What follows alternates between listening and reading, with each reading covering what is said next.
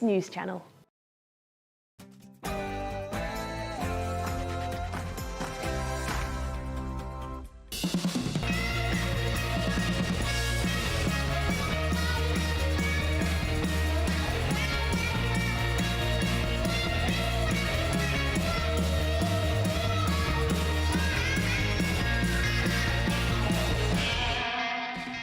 Welcome to Lee Anderson's Real World. Tonight on the show we've got political commentator Fahima Mohammed. We've also got Charlie Rowley, the former advisor to Michael Gove. We've also got property expert Russell Quirk and actor Mark Farrelly. But first, let's go to the news.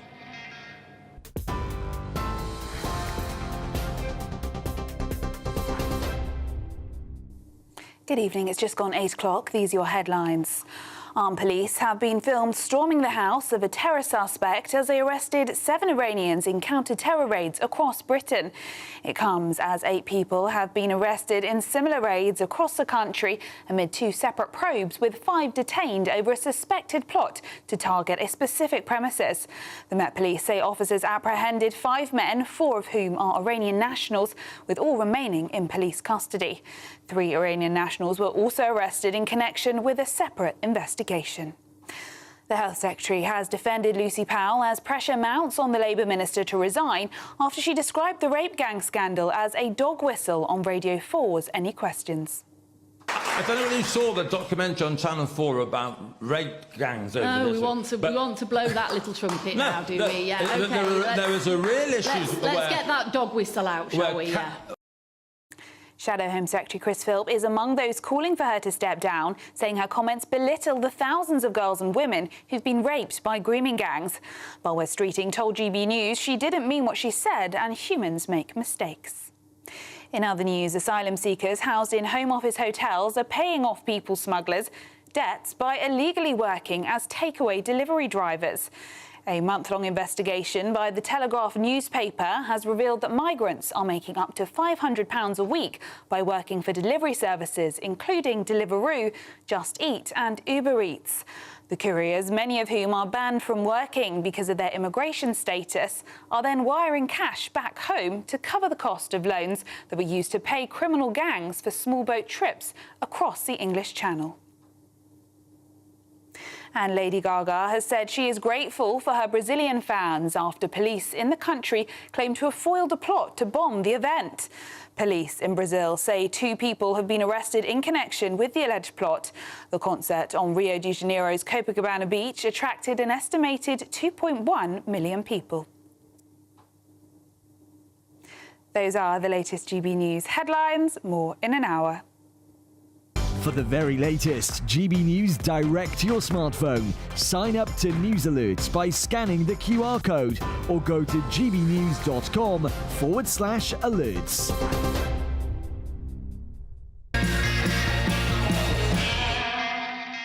Welcome to Lee Anderson's Real World. I'm Lee Anderson, the Reform UK Member of Parliament for Ashfield, and joining me tonight we've got 2 people on the show for the first time. Our far left in the corner, Fahima Mohammed, and the former advisor to Michael Gove. Is it Sir Michael Gove now? Lord Gove, Charlie Rowley. Look, guys, a topic we talk about a lot on this show is antisocial behaviour. Is it out of control, Fahima? Yes, it is out of control, and it's really to do with the fact that we are taking away the youth clubs, sort of the support systems that is really necessary and needed, and we do need to have more mentorships. We are definitely not concentrating on the youth today as much as what we need. We're talking about some sort of like solution when we should be talking about the actual cause and preventative measures that is so necessary right now. But surely a lack of youth clubs is not a cause of antisocial behaviour. No, like I said, there's many various factors that come with it. The fact that at the end of the day, people are not understanding children anymore. Even schools are becoming institutes for business instead of the fact that we have to actually worry about how we are raising young people's minds. We have even the cultures in the homes. A lot of the times I feel that, people in families are lacking parenting skills, and we're not addressing that. Or is it, Charlie, because there are very little consequences to people's actions? Well, I think it's both. I mean, I think it's ludicrous that we're in a situation where kids are turning up at school not knowing how to brush their own teeth. Yeah. You know, that's not a responsibility that schools should be taking on. That's absolute parent responsibility, you know, front and centre. So we are losing. But that's not antisocial behaviour, not brushing your teeth. It's antisocial, well, it can be antisocial, but it's not antisocial behaviour. I'm talking about throwing bricks, making fires, and generally being nuisances out in the community. Sure, but I think there's a cycle and a starting point, and I think if it's things like that that sort of fall by the wayside, and then if you've got parents that are not invested in their kids' futures or their start in life, then I think then you're on a downward spiral. But I think you're right, deterrent is one thing. It's ridiculous that we see every weekend, it seems, or every week, you know, a shoplift takes place. I did a debate a few months back in Westminster Hall on this, and I was absolutely flabbergasted because I got Labour MPs agreeing with me on the problems we have on some council estates where we've got these, and they call them feral families. That's what they call them in my neck of the woods, where their kids running riot over the estate, creating all sorts of mayhem. And I suggested, and I thought I was going to get shouted down, that we should have a 3 strike and out policy. These families, nationally that is, that if they get 3 chances, and if their kids keep causing problems or they keep causing problems, then they're out the council house. The Labour disagreed with me and said it should be 1 strike and out. Well, something to look into, I think, and I think that's probably, you know, that will send a message that, you know, if you're being a nuisance, if you're creating antisocial behaviour, then you're going to be looked at toughly. I mean, we used to have the Troubled Families programme back in the day, which targeted specific families, specific individuals. We know who they are, councils know where they are, but people are just a bit too polite to... Well, again, I do believe that you are also just tackling the sort of response and reaction for some of the things that you're seeing, whereas we need to really go into the root cause and problems, because even 3 strikes you're out, that's only going to go up to a certain amount of time. But we need to raise children so that when they are not actually even put under those kind of like detrimental points of, you know, where they're going to have their parents lose their houses or whatever, we need to be able to transform mindsets so that when they go into community and society later on, they are actually still behaving because they know how to, whether it's mental health, whether it's the fact that they are having sort of like problems at home. It's not a solution for what you just said in the long term. Well, try saying that, Fahima and Charlie, to a family that lives next door to a feral family who's being kept up, who go to work every day, who do the decent thing, who obey the law, but they've got a family next door that don't go to work. They've got kids running, you know, riot over the estate, causing problems, affecting their mental health. When they're doing the right thing, they're contributing to society to keep a family that's... The only thing that this family next door's contributing is mayhem over the estate, Charlie. Well, it goes hand in hand. Well, I think that's right. I mean, you've got to create aspiration and opportunity. Yes. So you've got to have something for young people to aim for, but that does come from parenting, that does come from parenting skills, it does come from schools and good schooling, it does come from, as I say, opportunities and something to aspire to. But you're right, if you've got somebody living next door that's had a lifetime on benefits, that's chosen not to work because it's been easier to have that lifestyle. And living in social housing. And living in social housing and get everything sort of offered to you quite freely. And you're, as you say, living next door, working hard, playing by the rules, doing the right thing. Go to our left in the corner on it. Is that fair that somebody should live in social housing, not play by the rules, have a lifetime on benefits, not contribute towards society and have very little consequences? Well, I know that one of the factors is having sort of parenting as well as the social economic backgrounds. So again, the actual root cause is much more deeper in the sense that what's happening in those houses. There are single parents, there are family dynamics that have broken down. There's also opportunities that are lacking within communities, even in those estates. If they're hanging outside and there's nowhere to go, for example, there isn't a space to actually be, then that is also an issue. We're not really funding that. You know, after the war, let's go back in history, Charlie. After the war, we're going back 80 years. Well, times there was have lots of single parents. They certainly have changed. Lots of single parents. Lots of dads didn't come home. There was no youth clubs then. Kids were playing on bomb sites. They weren't causing the problems and stabbing each other to death back in 1945. Look, the exposure of technology has definitely changed the mindsets today, and they're growing up a lot more, exposed to a lot more, and their mental health is also being affected. Their sort of support system is also being... Go on, Charlie. You've got to come back. I don't think that's right. I don't think you don't need to be influenced by social media or anyone No, you to don't. know. But they are Hold on. influenced. But carrying a knife, you should know from a very early age is wrong. You don't need social media to influence you in that way, negatively or positively. You don't need social media to tell you that actually going into a supermarket and nicking God knows what you can on the shelf and taking out. Yeah, that takes a different mindset. That's what I'm trying to But say. those are the people we're talking about, and those people are ever increasing. And those are kind of the people actually that aren't going to be going to youth clubs anyway. These are people that clearly think that they can break the rules. They might have had a bad start in life through parenting. Well, we also so we've got need to more target the parents. policing, and we need more tougher sentences. Quite right too. I agree. With that, Frank. Absolutely. Tougher sentences. I just think we need tougher consequences. You know what, Fahim? I went to Singapore, I think it was last year, with the Home Affairs Select Committee, and what I noticed was, or didn't see, I never saw a policeman in the week I was there. I never saw a police car, and do you know why, Charlie? Because they have proper consequences to people's actions, and if you're in trouble there, it's pretty swift. Justice is, you get locked up for all sorts of stuff. No graffiti, no litter. You can't. A little bit authoritarian, but I tell you what, they live in peace there. Yeah, and I think if you're in an environment that you can all look after as a community, you can respect, because it hasn't got graffiti, because it hasn't got litter, because it hasn't got antisocial behaviour, you're more likely to actually look after it as a community. But if you go into somewhere, or if you allow people to run riot and do a community down, you're more likely to actually contribute to that negativity. And the thing is, a lot of the police now don't get the respect from the community. You see these young yobs got the camera in the faces, they're making YouTube and videos for social media, trying to embarrass our police force. I feel a little bit sorry for our police, not so much. Well, I think, again, it's a culture thing, because I was brought up respecting elders, parents, people of authority, things like that. Over here, you look in the schools as well, teachers are crying instead of the children. They're not actually, have the discipline in order when it comes, and it does start from the education system. Well, I'll tell you what I got back in the day, and I know my mate will be watching this, Terry. Back in the day, if we misbehaved at school, we got the cane. We got the slipper, we got the cane. Now, I'm not endorsing punishment in schools, obviously I'm not. But I tell you what, my mate Terry Cox, I hope you're watching this, Terry, he used to get the cane on a regular basis, and we used to laugh like hell in our class because we thought it was funny with one of our mates.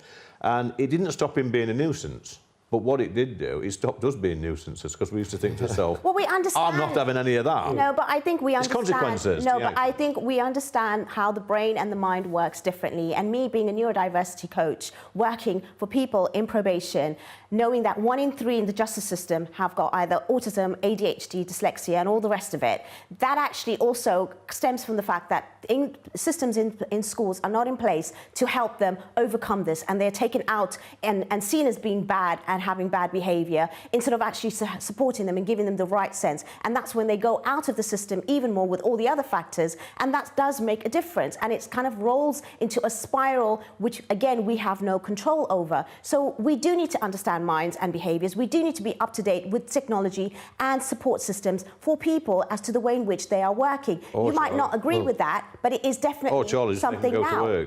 Well, I think making sure that there are consequences to being responsible for your It's not just about getting the but consequences. But it's about, well, of course it is, because if you're going to be a truant all your life, if you're going to, it starts with the parenting, actually. Yes. If you've got bad parents, and back in the day, I think if you did get the cane, you wouldn't tell your parents. Well, the school can do only so much, the community can only do so much, and if you fall out of society, then of course you need the deterrent, you need top policing to make sure that you get brought back into society to stop you falling off the wagon. Yeah, back in the day for him, if I'd have gone downtown with my mates having a few of these and he got in trouble with the local constabulary, it was a visit to the back of the police van, and they would have a little chat with you. You'd probably come out giving it one of them over the eyeball, and they'll tell you what, you never misbehaved again. I am not condoning police brutality, by the way, but that was... But again, you're not addressing the root cause. A lot of the root cause was I had too much of that. Exactly. You know how many people that I see there are on a tag, not just for the kind of curfew, but for alcohol, and that is antisocial behaviour, is the alcohol. We are not pushing more and past those kind of consequences for people that are actually drinking poison, literally. And if you talk to any neuroscientist, which I have a master's in, you will know that what damage does that cause to you, not just for your health, poison. for anti-social behaviour. It is poison. It is poison. You ask any scientist and they will tell you that. But where do people get this alcohol from in the first place when they're young? It comes from an early age, and it comes from the family. So that again, there are is different interesting. factors, but those things don't aid it. There are always different factors. And that is a culture of wanting to go out and party and drink, and that's what happens. Nothing wrong with that, because the overwhelming majority of people in all of these circumstances abide by the law. They can go out and have a drink and have a good time. It's always a tiny minority of people that cause Well, you're saying chaos. it's tiny minority now because it suits the narrative now, but at the same time, you'll change that narrative when it means that you want to talk about something else. Great discussion, guys. Great debate. Coming up next, we've got real people from the real world with property developer Russell Quirk.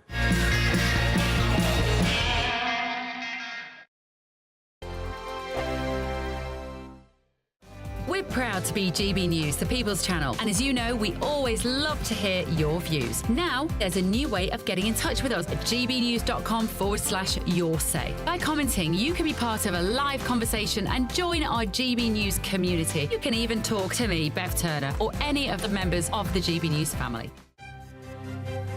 GB News Breakfast. Every day from 6 a.m. You two met, I mean, since we last saw each other, then you two have done Strictly. And, but the fact that and there's quite an age gap. 51 years. 51. And yet... I was granny. You was granny. But the fact you clearly get on really well, and you've stayed in touch and you've developed a real friendship. We really do. I mean, we live 5 minutes from each other. We speak most days, and, you know, Angela had this amazing campaign with Let's Dance, and obviously I was very, very much supporting that. And when you just get on like a house on fire, we just do. We get each other. We have great banter. And like you said, there's 51 years between us, but we feel like we've known each other for 51 years. You have a particular interest in getting dance back into schools, don't you? I mean, your own experience of this, because your dad is a professional footballer, and you actually won a place, didn't you, into the football academy? It was sort of expected that you were going to be a footballer. Yes, it was. I was expected to be a football player naturally because I was the eldest son, and you know, Southampton wanted to sign me in the Premier League, and they still are. No, I chose to be a dancer, and it was because my dad and mum sent me to dance classes because I was very hyperactive as a kid. I was pretending to kick a football all the time. They sent me to my next door neighbour's dance school, and the class was called Tango Tots. I somehow ended up being a dancer, and had to tell my Geordie dad when I was 12 years old that I wanted to be a dancer. How did that go down? It went fine. It's not like the film, not like the film, but it's very, very, very, very supportive. And obviously, the brother ended up being the football. But you're very keen to get dance back into schools, aren't you? Tell me why. I'm so keen, because for kids that can't afford it, why not just give them the opportunity to learn to dance? We live in a world today where we're on the phones, we're on TikTok. Kids are learning to dance anyway, so why not regulate it and let them learn it in school for free? GB News, the People's Channel. I'm Christopher Hope. From pop stars to politicians, I'll interview anybody in a pub who's got a political opinion. Join me every Friday on Spotify, Apple Podcasts, YouTube or gbnews.com, or wherever you get your podcasts. This is GB News, the People's Channel.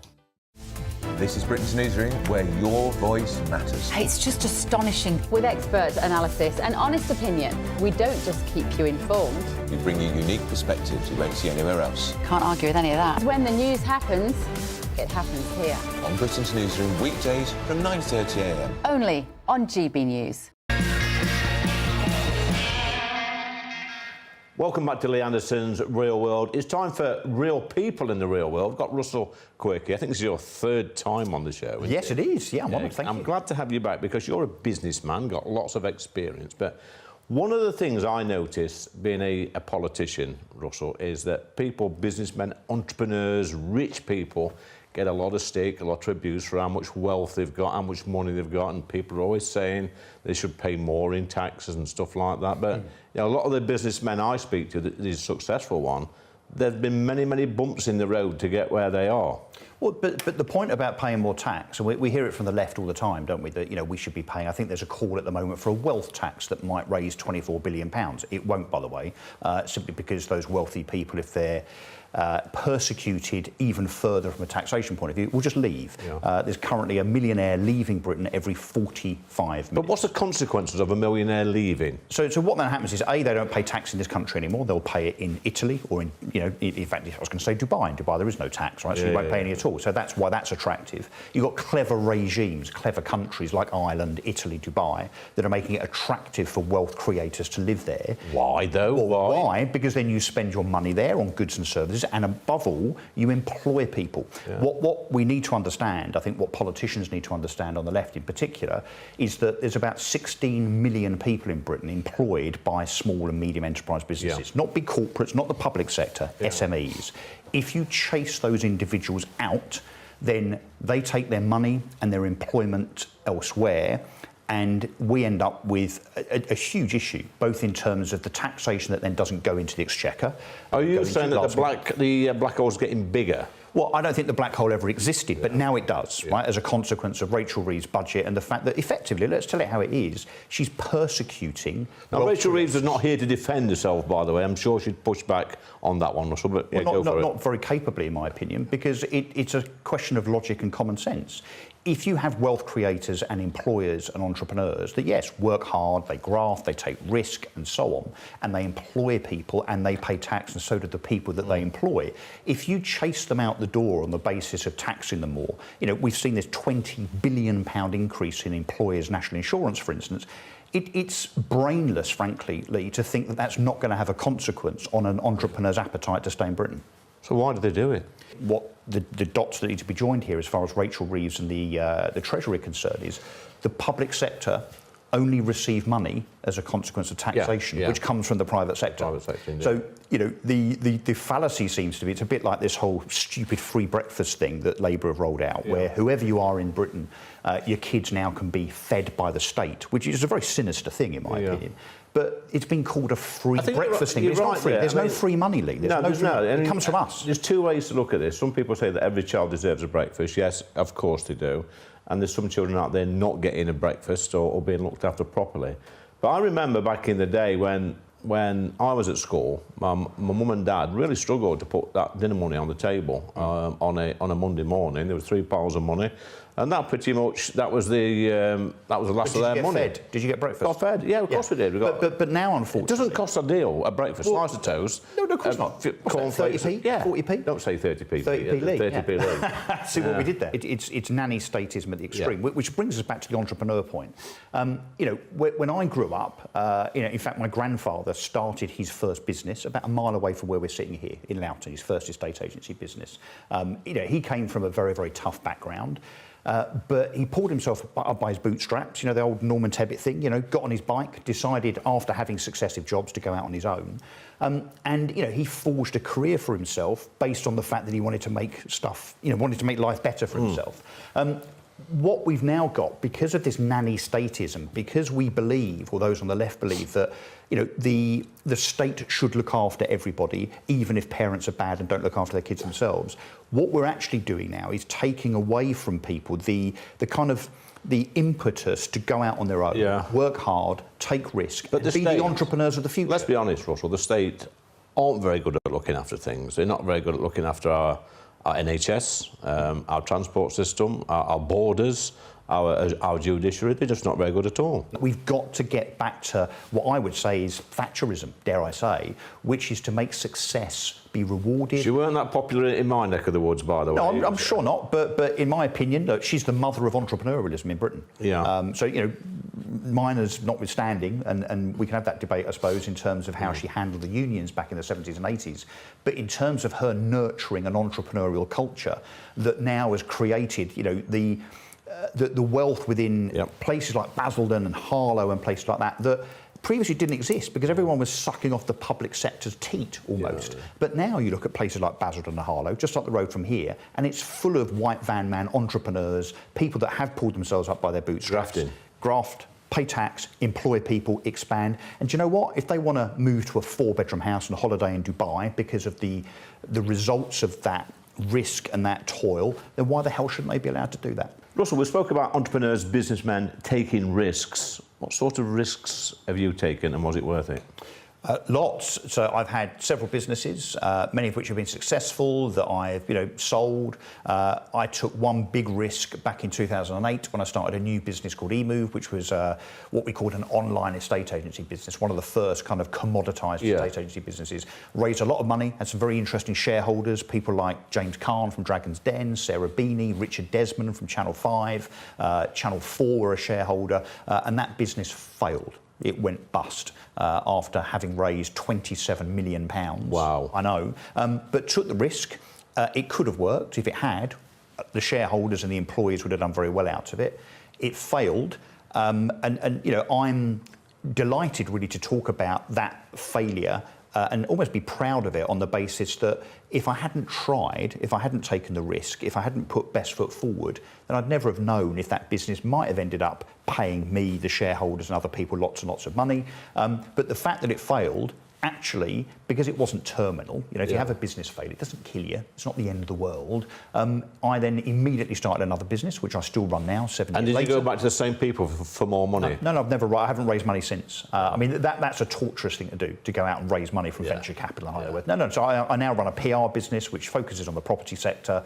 We haven't raised money, I've bootstrapped it. But the point is, the failure of that business didn't stop me picking myself up, getting back on the bike and starting. Yeah, and this is the thing, Russell. I mean, I know some very successful businessmen in my neck of the woods that's, at some stage in life been on their knees, had no money, but they keep going and going and going, and they try many, many times, and sometimes they fail, but they keep going. And a friend of mine, he at one stage in his life, he had his electricity and gas cut off, but he still kept plugging away at his business, now a very successful multi-millionaire. He did at one stage employ over 1,000 people. In Ashfield, but he kept going. And people now will say, oh, look at him, he's got a Rolls Royce, he's got this, he's got that. I think, you know what?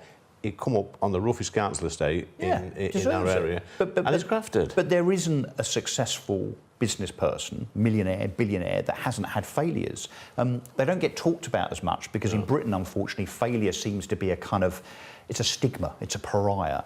In the US, actually, they talk about your failures as a journey to your success almost. So I think here we've got to accept that failure is part of a journey and actually not be shy about it, because the vast majority of successful people have definitely had failures in the past that they've learned from to enable them to succeed thereafter. Oh, Russell, that's great.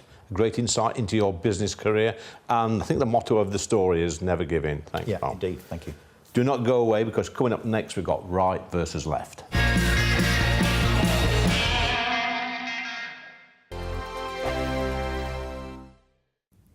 Good evening, welcome to your latest GB News weather from the Met Office. So after a dry and sunny Sunday for many of us, Bank Holiday Monday looks like it's going to be pretty similar as well. Plenty of sunshine on the cards, all thanks to high pressure situated to the north of the UK. But northeasterly winds, particularly across eastern parts of the UK, does mean it's probably going to feel a little chillier than it did towards the end of last week.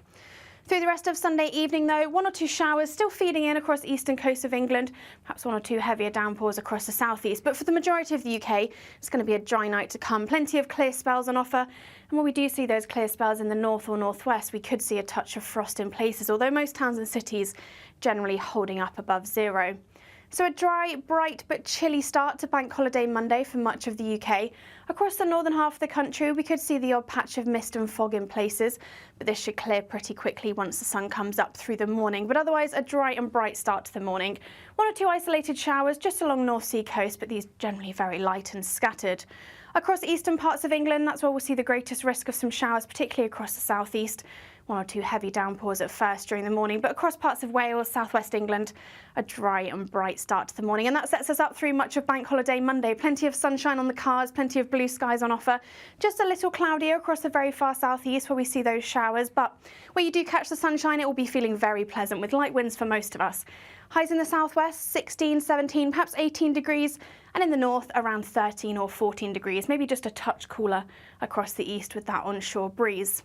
Tuesday starts chilly for most of us, quite a widespread frost across the country, but plenty of blue skies once those temperatures come up. A little bit of cloud across eastern parts of England, but generally high pressure very much in charge, and that sets us up through much of next week with plenty of sunshine on the cards and blue skies on offer for most of us.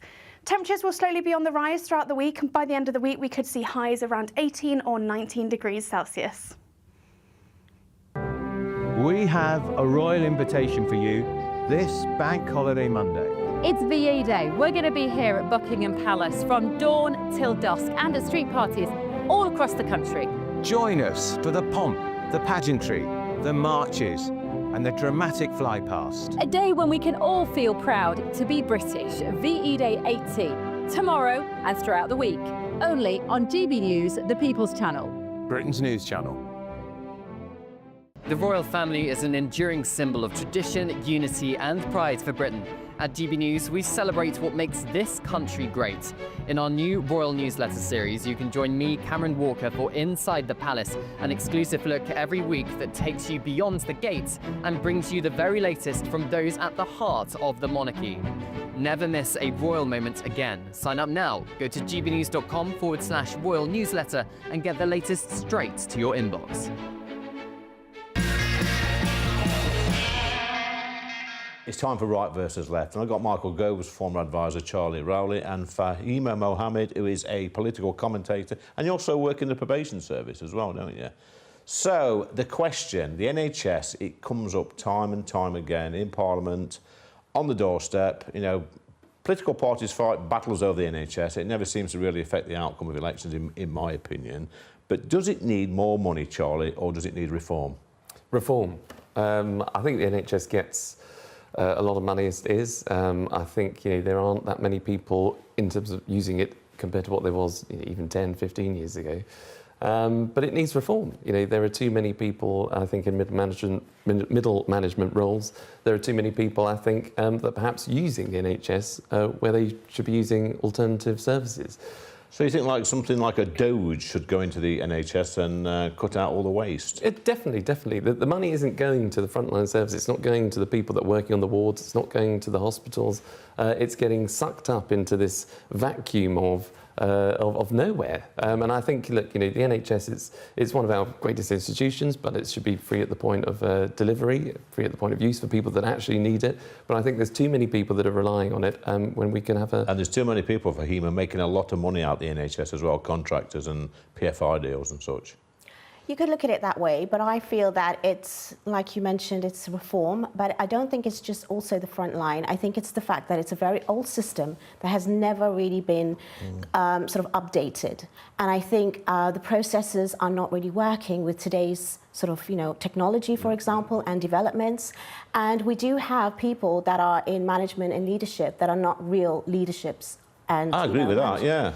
But I do also feel that right now, we're looking at over 100,000 vacancies in the NHS, as well as so many. I think it's about a few 100,000 as well, of a few 40,000 of nurses. So we do lack the staff. We do lack that kind of professionalism that is available, but we're not actually filling those gaps either. It's funny you should say that, Fahima, because the NHS is the biggest employer in my constituency of Ashfield in Nottinghamshire. It's the hospital where I was born, King's Mill. It employs about 6,000 people on a good day. But, I get young people in my patch walk past that hospital or go by on a bus or in a car, and they never ever think about a career in the NHS. And you can have a really good career in the NHS, and we seem intent on, we import labour, which I don't agree with. I'll tell you for why. Because A, we've got young people in our own country that need training up to do good jobs and have a good career and have a good life. And B, when we take these doctors and nurses from other countries, we're brain draining these countries. And some of these are developing countries, and they probably need these nurses, doctors, consultants, whatever, more than what we need. I think that's right. And one of the biggest issues in the healthcare system, I think, is adult social care. Yeah. And, you're absolutely right. You've got a lot of people that come to the UK that train in the NHS, but then flee to go back to their home country, and we lose that sort of talent. But flee's a bit of a strong word, mate, but yeah. They go back. They go back. With the training and the skills that we could be doing with in the NHS. Yeah. But you're right. But that's why, no more money needs to be invested in the NHS, because it should be managed properly to make sure that it's going to where it needs to be, and that's in adult social. The thing is, Fahima, politicians in that madhouse where I work in Parliament, they'll make an announcement which says another 10 billion for the NHS. They'll walk out with the chest puffed, we just chucked another 10 billion. But it gets worse. 100%. It's just basically filling up, a boat with a leaking hole, and it doesn't need more water in there. It needs fixing. Yeah. So at the same time, I think what you touched on is really important about the education system, and instead of also blaming people that are coming abroad to actually work here, let's focus on the education of the people that are actually here. And no one's talking about the fact that there's a lot of people that are English born and Britons, or not migrants, that are not actually going on to higher education. You do find that there's a lot of people that are from abroad or from outside the English background that would actually go into higher education. I have 2 degrees at the end of the day, and I've just finished my master's in King's. And when you go to these institutes and when you see where they're getting all their money from and all the people that are there, unfortunately, it is not representative of the country that we live in. So that's why we need to focus more on education. What makes the country great is also, like you said, the health, but education for me is the most important. And there is definitely a lack of, skills in that, whether it's primary or secondary school, to move up. But the thing is, Charlie, I mean, she's right, Fahima. The thing is that on every single street in Ashfield, in your neck of the woods, in Fahima's, every street, there is a future doctor, nurse, consultant, whatever. We've just not found these young people yet to nurture, to train, and give them the opportunity. I think it's more to do with culture. I come from, minority background, and our cultures being especially, I'm Muslim, I'm not from the Pakistani background, I'm born and raised in South Africa, but normally our culture sort of increases the interest of our children to actually take on further education. So I think that also needs to be considered. The culture, unfortunately, I see a lot of the times in Britain is not that for their children, and they're not looking forward to going on to higher education, not actually learning on to, doing these kind of professions that is really takes on hard work, energy and time. Yeah, but it's also government. It's a failure of government because I think it's families, it's social. It's not just government. You can't blame government all the time. I'm not disagreeing, but it is a failure of government. But there are barriers for Hema to get to work in the NHS. I mean, nowadays to become a nurse, you've got to have a degree. Whereas back in the day when my grandma was a nurse, it was learning on the job. But it's also been fun. No, there are both opportunities to do it, apprenticeships, and you have to learn, even as a doctor, you're going to do the training alongside it, but you've got to have the basic skills to actually get there in the first place. I don't disagree. I think you have to have a culture in this country of making sure that actually you can go and fill those jobs, and actually it's a good thing not to be a TV reality star. It's actually good to go and work in the NHS or become a doctor or a footballer or whatever, but, that's a failure of government. Or a YouTuber. Or a seems to be a YouTuber. good profession these days. YouTubers. Guys, we're going to go for the yes or no quiz, and you are newbies on the show. So you are yes or no virgins. Can I use that word, producer? Yes or no virgins they are. Sorry about that. I know it's early on a Friday night. So it's dead simple. It's a yes or no quiz. You can only answer yes or no. Some people struggle with it, but I'm sure you two are going to be fine. Start with you, Charlie. Is antisocial behaviour out of control? Yes. Fahima? Yes. Oh, she struggled with that. Tick there. Fahima, should there be mandatory jail sentences for carrying a knife? Yes. Yes. Wow. Charlie, will Starmer ever smash the gangs? 100% no. No. You see, he got it wrong. There was a laugh, a 100% no. Charlotte, it's poor. Sorry. It's poor. Fahima said a straight no, so she got it right. So she's one above. Don't apologise. You're just looking foolish, not me. Fahima, was it a good idea to give the Chagos Islands back to Mauritius? Oh, sorry, to Mauritius. It's never belonged to Mauritius. It was taken from him, so yes. Dear, so I missed that. dear. I forfeit. Charlie. No. See? It's neck and neck. Fahima, is Trump doing a good job? No. Was that a no or an owl? I don't know. Charlie? Yes.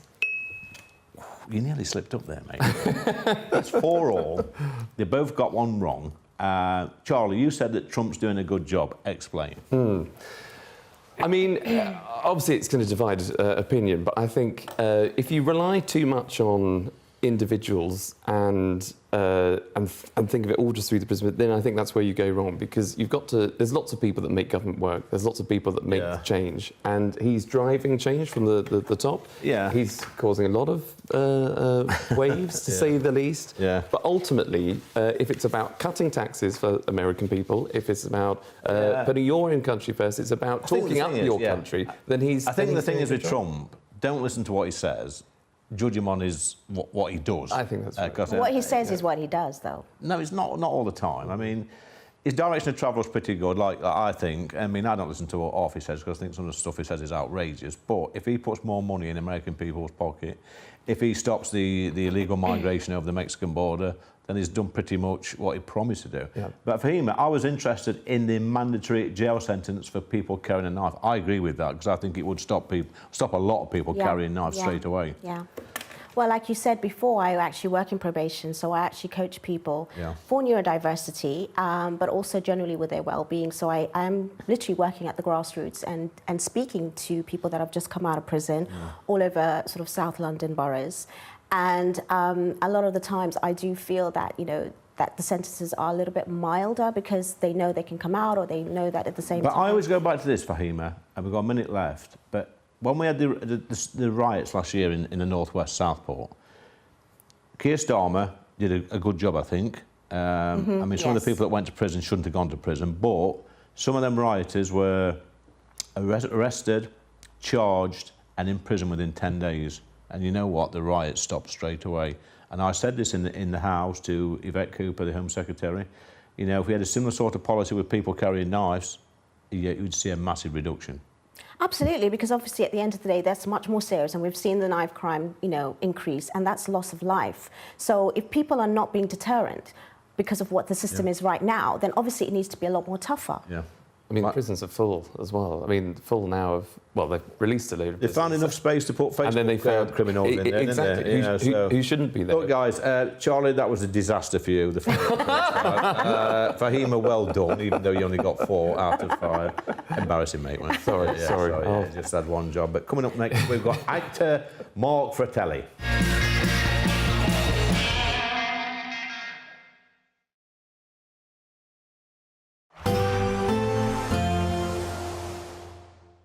Ready to soak up that holiday sunshine? Won't we need some cover? No worries. All sorted. All Clear Travel Insurance sponsors GB News travel destinations forecast. Staying fairly unsettled across central and western parts of the Med over the next few days. Heavy rain and thunderstorms in places, but dry picture across the Canary Islands at the moment, and Madeira as well, the odd shower. But we can see showers across Spain and Portugal, southern parts of France into Italy. Some thunderstorms possible as well. But drier for Greece over into Turkey and Cyprus. Some sunny spells after the recent showers. Temperatures lifting here and staying very similar over the next few days. All Clear Travel Insurance sponsors GB News travel destinations forecast. It's Patrick Christie's Tonight, and here we do things differently. It's explaining the absolute madness of this, doesn't it? It's explosive. I mean, this is very good. It's lively. 850. Your government sat there, Sean, and it did nothing. It's controversial. And the Middle East has been in turmoil since before I was born. It's everything you need to kickstart your evening. Everyone's had their Weetabix tonight. I love to see it. That's Patrick Christie's Tonight, weeknights from 9 p.m. Only on GB News, the People's Channel, Britain's news channel. Sunday with Michael Portillo from 11, only on GB News. We're seeing on the screen now some of the elements of the board. Some of the things that have been discovered have to do with transport. We've found quite a lot of wagons, haven't we, and wheels. Now, is this quite unusual? It is, and, we don't know, because we've got the iron tyres but not the wheels and the vehicles, whether these were wagons or chariots or both. But to the extent that some of them are almost certainly wagons, then that is a first for Iron Age Britain. So, it's very interesting. And to find this quantity of objects together is really unusual. Would you like to speculate on why so many objects have been found in one place? Well, it could be that they are the remains of funeral pyres. There have been no human remains found with them, but we know that with, one of the Iron Age rituals was to deface and burn objects which would then be presumably taken to the afterlife. it was at the side of the road leading up to the enormous Iron Age hill fort of Stannick. And maybe it's something like that. I like to think of it as potentially the Appian Way in Rome, where the tombs lined the road on the way into the city. But that's a bit fanciful.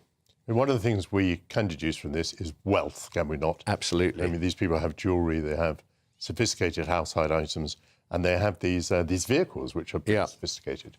Yeah, exactly. These were rich people. They were, and the quality of the objects, the horse bits are quite oversized compared to what we normally find, and they are embossed with coral and enamel, and that, again, is unusual and indicative of wealth and trade links as far as the Mediterranean. GB News, the People's Channel. We have a royal invitation for you this Bank Holiday Monday. It's VE Day. We're going to be here at Buckingham Palace from dawn till dusk and at street parties all across the country. Join us for the pomp, the pageantry, the marches, and the dramatic fly past. A day when we can all feel proud to be British. VE Day 80. Tomorrow and throughout the week. Only on GB News, the People's Channel. Britain's news channel.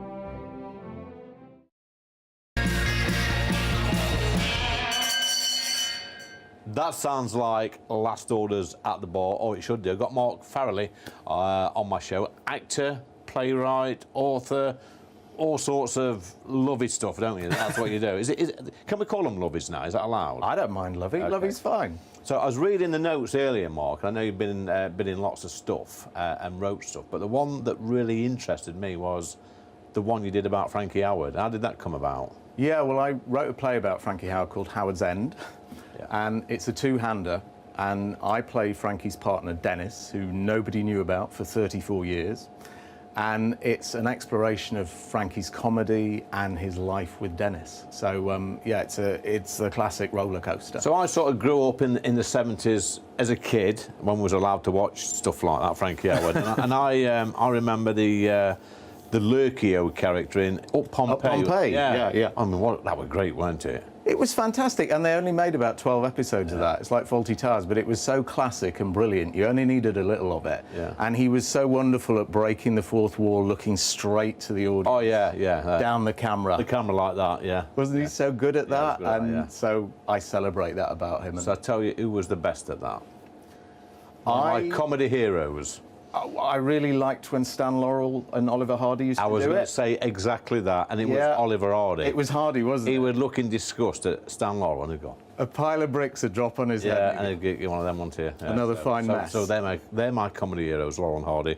I have a dose of that every week. I'm on YouTube looking at that. I've got to watch it because they make me laugh so much. I think we've got a lot of comedy in common here. Yeah. So the Frankie Howard thing, at that sort of time, that era, lots of great comedians, but you always learn later on that they had lots of demons as well, didn't they? Lots of horrible things going off in their life, and, you know. Frankie was not a happy man. Yeah. He was a very troubled soul. He had this wonderful, or ostensibly wonderful, relationship with Dennis Hamer, and they lived together in a house in Somerset called Wavering Down. But Frankie could never be happy in the relationship. Yeah. He could never commit to it. And long after that relationship was no longer illegal, Frankie kept it a secret right until his death.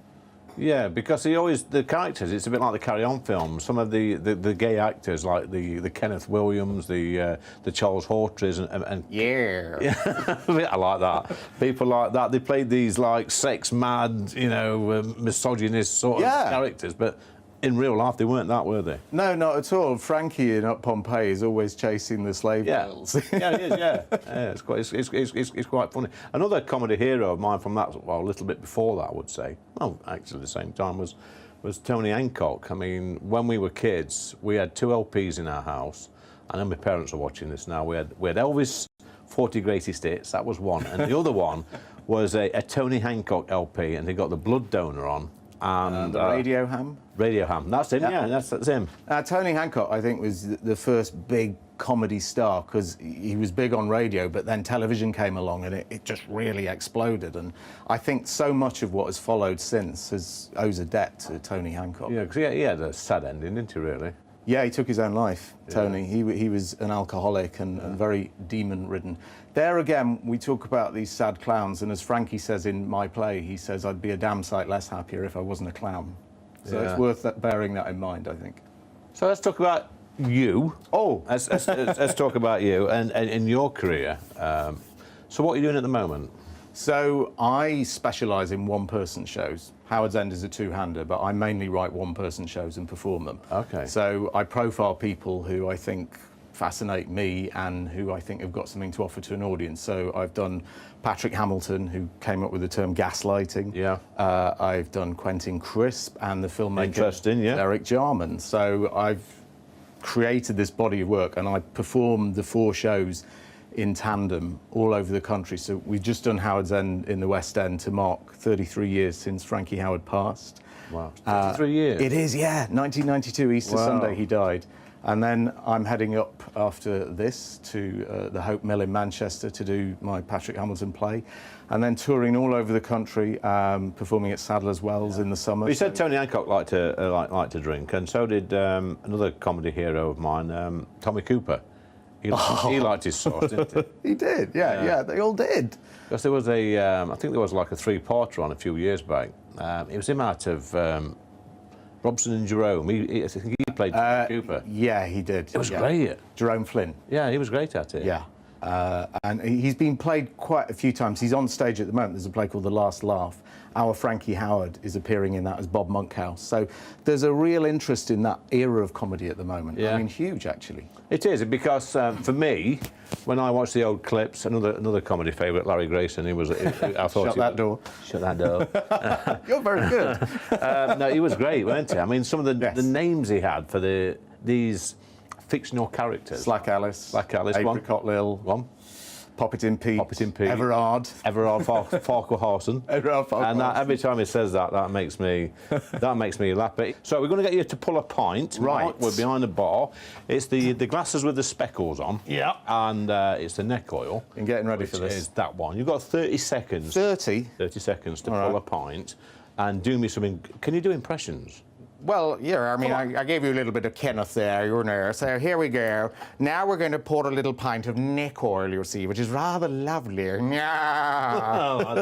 like that. Here we go. Yeah, you're not... I'm not sure. No? Plonk it on the bomb. We do. That's not bad, come on, actually. first That's not bad, actually. I mean, we've had a lot worse. I'm going to be honest, but I would stick to the day job. Go on, then. You were born in Sheffield. I was, yes. You don't sound like a South Yorkshireman, so obviously that must have been trained out your accent. Yeah, by my mum, actually. Yeah? Why? Why was that? I think from quite an early age it was on the cards that I wanted to be an actor, and she'd got it in her head, probably from people like Laurence Olivier, that you didn't have an accent as an actor. Now that has all gone. Sean Bean's not done bad, has he? No, Sean Bean's great, isn't he? You know, where's he? He's from Sheffield. He is indeed from Sheffield. But yeah, that's gone now, I'm glad to say, but no, I don't really have it. Yeah, I think that. I mean, I understand why your mother did that, but now you look at some of the actors now and they're getting parts because of their accent. And Sean Bean's he's a classic case, and I think that is a good thing. I mean, there should be a lot more vocal diversity. Because if you're good at acting, you can change your accent, surely. Yeah, of course. The whole point is to create and take on another persona. Yeah. So I want to give you probably 8 out of 10 for that, Mark. All right. Where did your big break come from? I made it happen myself because I worked a lot with quite big companies, and I did shows in the West End. I worked with people like Alan Ayckbourn and toured for Bill Kenwright. And with due respect to those people, I mean genuine respect, I wasn't enjoying it, I wasn't finding it fulfilling, and I blossomed when I started creating my own work. So if you had a dinner party tonight and you could pick 5 comedians, past and present, to sit round that table, who would it be? Okay, so I'd certainly have 5. Billy Connolly. Billy Connolly, yeah. I'll go with Tony Hancock. Tony Hancock. Can I have Laurel and Hardy? Is that one? Yeah, you can have that. They come as a package. They come as a package. Yeah, got to say Frankie Howard. And who would my 5th be?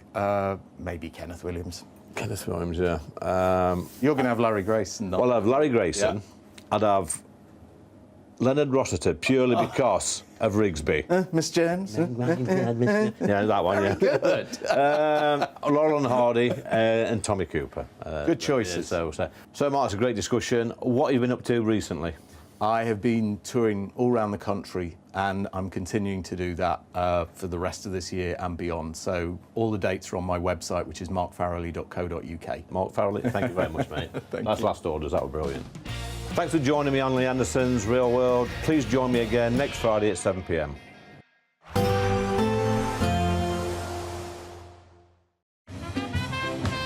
There will be a light breeze in the morning, leading to a warm front.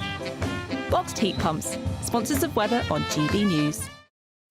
Good evening, welcome to your latest GB News weather from the Met Office. So after a dry and sunny Sunday for many of us, Bank Holiday Monday looks like it's going to be pretty similar as well. Plenty of sunshine on the cards, all thanks to high pressure situated to the north of the UK. But northeasterly winds, particularly across eastern parts of the UK, does mean it's probably going to feel a little chillier than it did towards the end of last week. Through the rest of Sunday evening, though, 1 or 2 showers still feeding in across the eastern coast of England, perhaps 1 or 2 heavier downpours across the southeast. But for the majority of the UK, it's going to be a dry night to come. Plenty of clear spells on offer. And when we do see those clear spells in the north or northwest, we could see a touch of frost in places, although most towns and cities generally holding up above 0. So a dry, bright but chilly start to Bank Holiday Monday for much of the UK.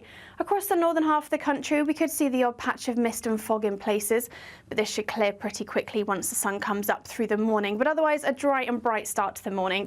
1 or 2 isolated showers just along North Sea coast, but these generally very light and scattered. Across eastern parts of England, that's where we'll see the greatest risk of some showers, particularly across the southeast. 1 or 2 heavy downpours at first during the morning, but across parts of Wales, southwest England, a dry and bright start to the morning. And that sets us up through much of Bank Holiday Monday. Plenty of sunshine on the cards, plenty of blue skies on offer. Just a little cloudier across the very far southeast where we see those showers, but where you do catch the sunshine, it will be feeling very pleasant with light winds for most of us. Highs in the southwest, 16, 17, perhaps 18 degrees, and in the north, around 13 or 14 degrees, maybe just a touch cooler across the east with that onshore breeze. Tuesday starts chilly for most of us, quite a widespread frost across the country, but plenty of blue skies once those temperatures come up. A little bit of cloud across eastern parts of England, but generally high pressure very much in charge, and that sets us up through much of next week with plenty of sunshine on the cards and blue skies on offer for most of us. Temperatures will slowly be on the rise throughout the week, and by the end of the week we could see highs around 18 or 19 degrees Celsius. There will be a light breeze in the morning, leading to a warm front. Boxed heat pumps, sponsors of weather on GB News.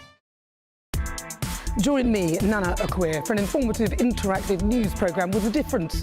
It's fun. No, he didn't say that, Dave. I'm so surprised. I think there's an element of truth to that. Join me from 3 p.m. every weekend, only on GB News, Britain's news channel. It's Patrick Christie's Tonight, and here we do things differently. It's explaining the absolute madness of this, doesn't it? It's explosive. I mean, this is very good. It's lively. 850. Your government sat there, Sean, and it did nothing. It's controversial. And the Middle East has been in turmoil since before I was born. It's everything you need to kickstart your evening. Everyone's had their Weetabix tonight. I love to see it. That's Patrick Christie's Tonight, weeknights from 9 p.m. Only on GB News, the People's Channel, Britain's news channel. We have a royal invitation for you this Bank Holiday Monday. It's VE Day. We're going to be here at Buckingham Palace from dawn till dusk and at street parties all across the country.